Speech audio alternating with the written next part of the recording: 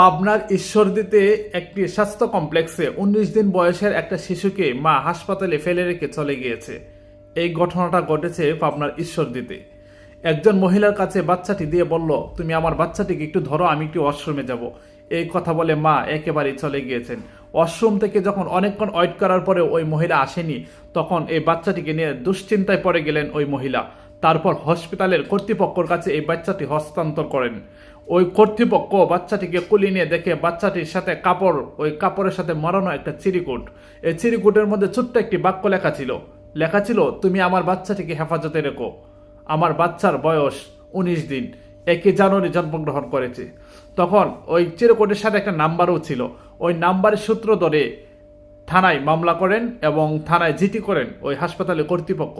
তারপরে ওই পুলিশ প্রশাসন ভাইয়েরা এসে ওই নাম্বারের সূত্র ধরে ওই মায়ের কাছে পৌঁছায় এবং বাচ্চাটিকে মায়ের কাছে হস্তান্তর করেন।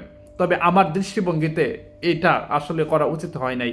যে মা জন্মের পরে বাচ্চাকে হাসপাতালে ফেলে রেখে চলে যেতে পারে, সেই মা বাচ্চাকে দ্বিতীয়বারের মতো হাতে পেয়ে বড় ধরনের কোনো দুর্ঘটনা ঘটাবে না, তার গ্যারেন্টি কে দিবে? নিঃসন্দেহে পুলিশ ভাইয়েরা এটা একটা ভালো কাজ করেছে, মায়ের কাছে বাচ্চাটিকে হস্তান্তর করে। কিন্তু এই মা যে আবার দ্বিতীয়বারের মতো সন্তানের সাথে খারাপ কিছু করবে না, এটার গ্যারেন্টি কে দিতে পারে? চাইলে প্রশাসন ভাইয়েরা এর বিপরীতে আরো কিছু করতে পারতো। আপনারা কি বলেন? একটু কমেন্টের মাধ্যমে জানাবেন। পুলিশ ভাইয়েরা যে কাজটা করেছে, এটা কি ভালো করেছে?